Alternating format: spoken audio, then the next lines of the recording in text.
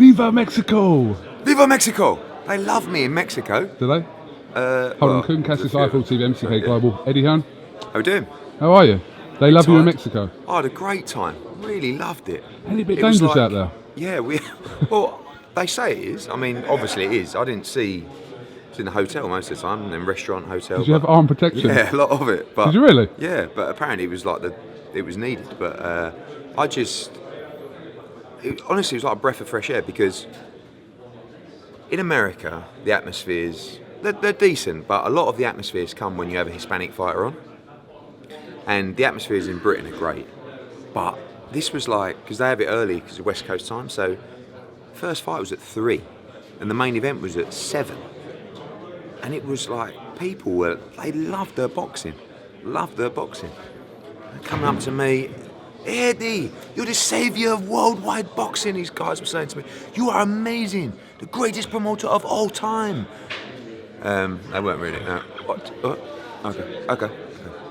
No, they weren't really. But no, it was and a great fight, real. I don't know if you saw it, but it was a really, really good fight. Two old boys, like, done each other proud, really. Done themselves proud, sorry. Okay, I get a feeling I'm going to have to, at some point, just pick this up with you after. But, yeah, can you comment on this Golovkin to DAZN? Sources. Are they accurate? Probably about 2/3 of what he said was accurate. What about him being offered equity within DAZN? No, but it's a Are you saying no, that's not true? Yes. Okay. Yes. Okay. But, I mean, I speak to Joe about it, and Joe's like, yeah, gives nothing away. But you're saying that that's 2/3 accurate of what's been... About 2/3 accurate. Okay. Yeah. Announcement this week, possibly? Of what?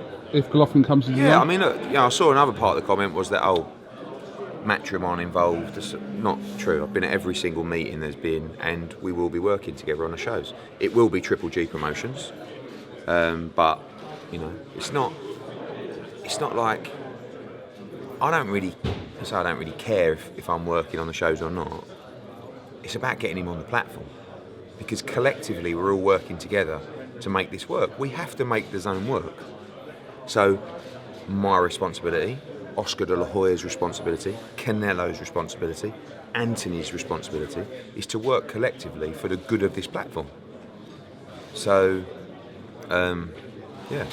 As a rule, do fighters, are they offered equity within DAZN? Is that a rule that happens? So every deal's different. Equity's not really the right word. There's all kinds of incentives.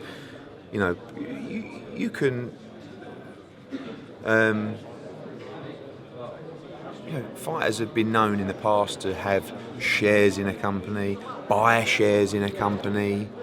So, the way that a deal is structured can be in many different ways. Has Joshua got anything in Matchroom? No. Has any fighter got anything? No. Interesting. What's your take on this Billy Joe Saunders situation, Eddie? I don't really know a lot about it. I mean, they announced the fight as the WBO Super Middleweight Championship of the world. But he hasn't relinquished. So, again, they've announced the fight as the WBA Super Middleweight Championship of the world. It's clearly not for the WBA Super Middleweight Championship of the world at the moment. Reading between the lines, as a fan, I'm guessing it was part of the whole Fury, ESPN, Queensbury top-ranked deal that this process would happen, and I guess it's just not happened. And I guess that Gilberto Ramirez has gone, no, I'm not vacating. I mean, he may do if he's given a deal to move up or whatever, but at the moment, Billy Joe Saunders against Shefat Isututu is not for the WBO world title. So if he wants to come back and have the fight he should be taking against Demetrius Andrade, is that still? Would that still be and the there? deal that he was offered, which is absolute fortunes to fight him and then fight Canelo after. So he was offered. Winner. Oh, really? Yeah. It's a big deal he was offered. Huge deal. Okay. When was this offered to him then? A month ago. So he fights Andrade, and then he fights the winner. Fights Canelo Jacobs winner or defends in the US. Okay. Yeah, it's a big deal. But Chef Atisutu was calling, and it's the route he's going to take. Okay. So, but you can't do anything. What are you after, mate? Oh, sorry. Go on. Cheers, mate. You have to just kind of sit tight and see how that situation arises. You're not going to revisit that idea, are you?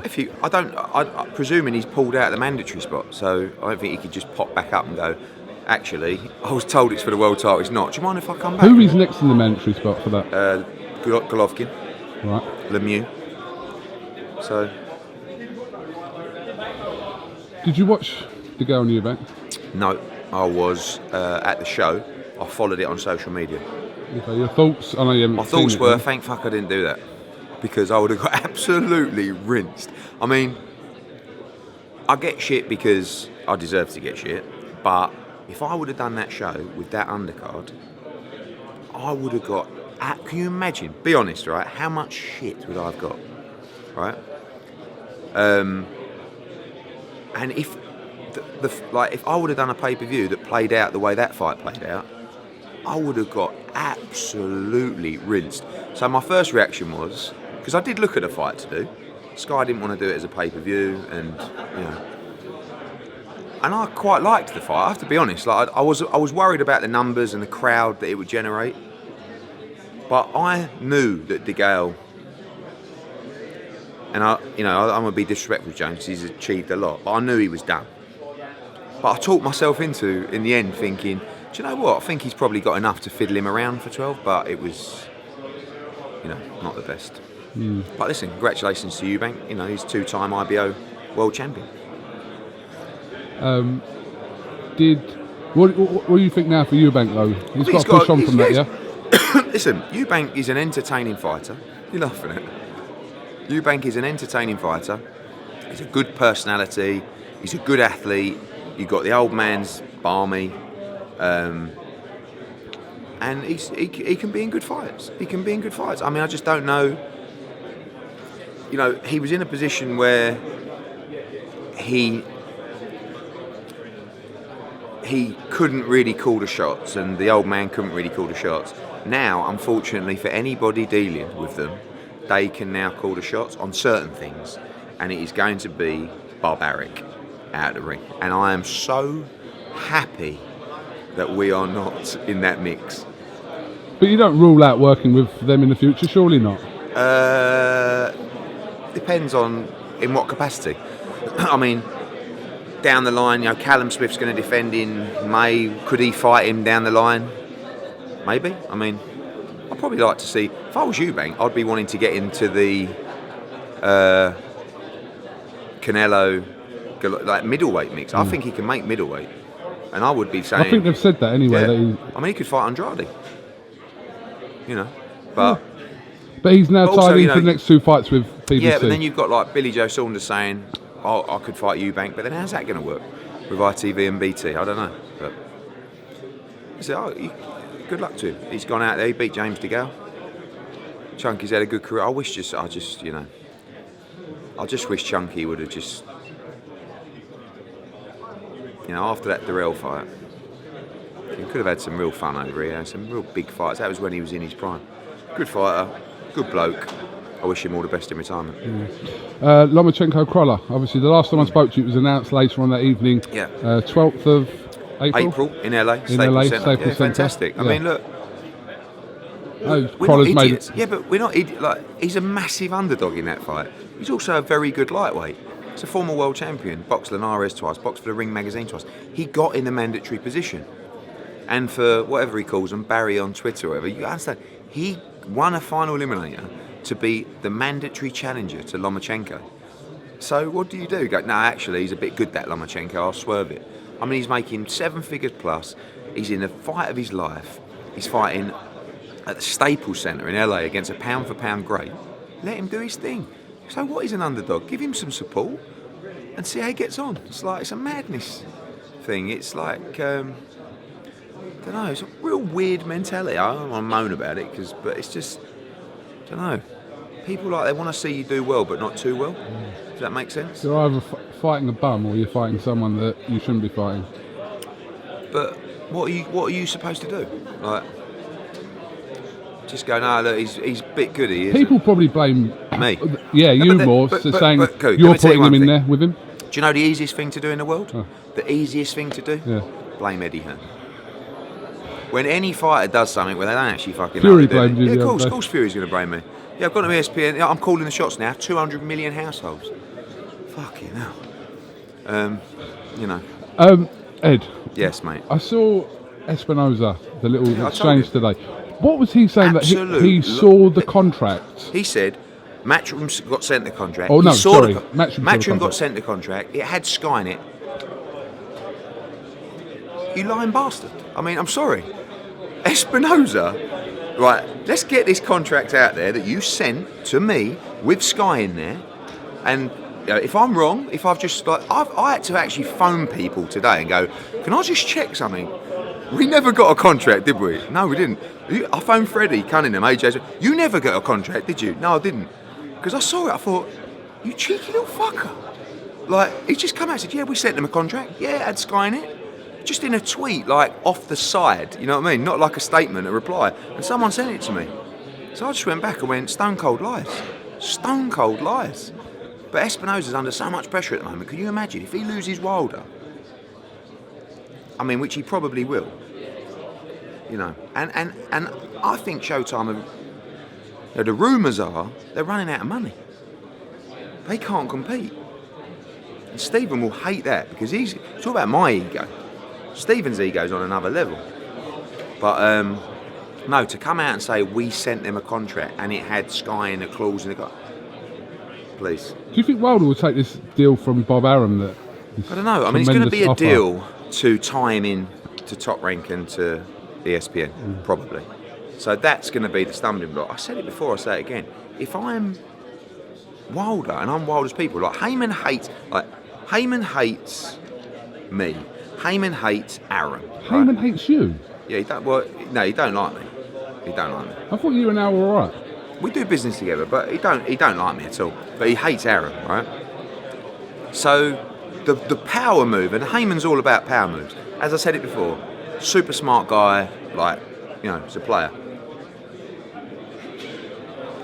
Like him and Arum really don't like each other. The power move now is, boom, sign the undisputed fight with Joshua. It's like, it's so obvious, and I keep speaking to people because I'm saying to them, like, again, I reached out to Shelley last week, and Any response? He did actually reply.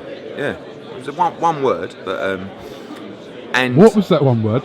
No, I think I'll say it like that. But Okay. I can't remember what it was, but it was quite blunt. And I'm, you know, at the weekend I was saying to people who I know are close to Al, like, you know, and again with Wilder, I sent him a message as well, saying, mate, like, hey, I just can't. I know this is getting so boring now, but how can you not have a conversation? Like, I'm literally sending them emails going, do you know how much money is out there? Like, you could have a fight on DAZN and Joshua. Maybe we'll talk about the fight on Showtime. We're not even saying it has to be on DAZN. But how can you not talk about it? It's the undisputed fight. It's the biggest fight in world boxing. How can you not just have a conversation? I don't understand it. Even if it's like, Eddie, look, I've seen your interviews and I've seen your emails and you're looking a bit fucking desperate, mate, to try and make this fight. But let's talk about it after the Fury or after our next fight, but just leave it for now. Something like that's fine. But, you know, Heyman's all about power moves. The power move is now to come out and go, all right, ESPN, Bob Arum, bang, we're fighting Joshua for the Undisputed Championship. He's fighting Miller, we're fighting Brazil or whoever he fights, Dillian White, and then the fight is done November, December. And even if, and people also fail to understand this, once he refused to take the fight in the UK, we went back and sent the numbers for a US fight. If this fight has to be in US, the first fight, maybe Josh has to do that.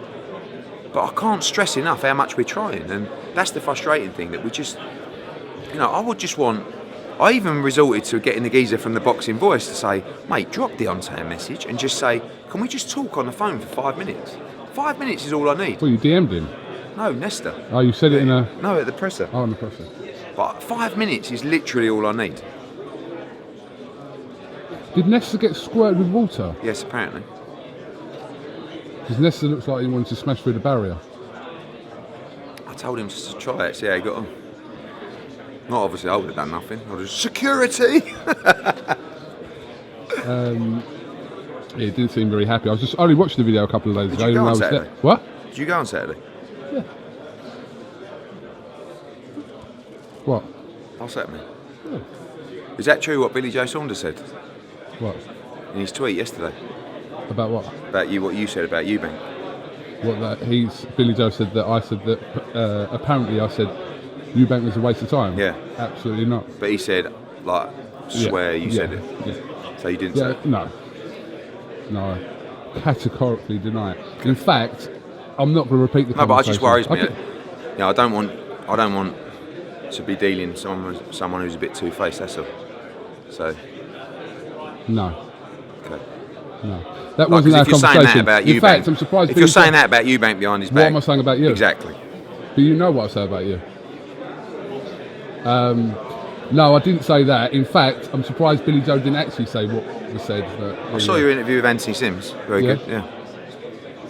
Deep. He's very deep. He's just got to be a little bit careful not to just stay deep. Does that make sense? Do you know what I mean? Like, I want to see him talking boxing as well. I know he's really, and it's very important what he's doing. But, you know, I want to see him make statements and start fighting for major titles. Is Dylan White being left out in the cold at the moment? By what? In what respect? Well, what's going on with him? He's had a mandatory order from the WBC. Right. And first bids will be in 2 weeks. Right. And Dominic Brazil is rumoured to be fighting Deontay Wilder. I think there's a lot of rumours going on. That's Jarrell Miller's security. Look at the size of him. Oh. What's going on with your April 20th date? This week. You're announcing it? Yeah. Definitely still April 20th? Yeah. Okay. So what is this crack with Dylan at the moment then? With Dylan? Yeah, you're just waiting for that. Yeah, you're going to let it go to first bids? Yeah, well, I can't see a deal being done. I mean, but again, who knows? Who knows what's going to happen? And if it's not Brazil? Can fight anyone he wants. Not necessarily. There's loads of fights for Dylan. I mean, Dylan just wants to stay active, but, you know, I want to see him get in a position to fight for a world title. That's what we've always wanted him to do, is to fight for a world title. Do you think anything's going to happen here today? Do you mean, are they going to have a tear up that you can get some views off the back of? That's exactly what you meant. No, that's just it is what you meant. Of course it is. No, I've told them, like, can we have a decent head-to-head where I'd like the last one, the banter started quite well, and it was like, your mum. So I'd prefer just a decent presser today. Because Jarrell's actually really funny. His rapping was unbelievable, by the way. Got to say. Who? Have you seen it? Jarrell? You've not seen Jarrell's rapping? No, I've seen Joshua's in America the other day. It is unbelievable. Because Joshua's, I thought, was really good. Hold on. What?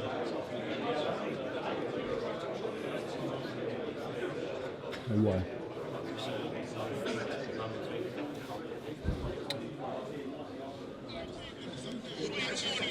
You're going to be quite shocked by this.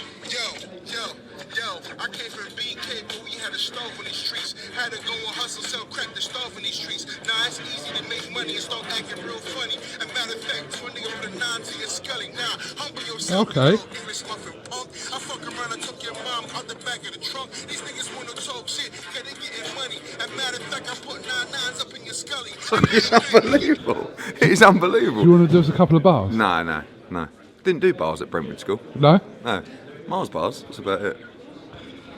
Is this not meant to have started by now? I'm going to go and get it sorted. We'll catch up after you. Go on. See you later.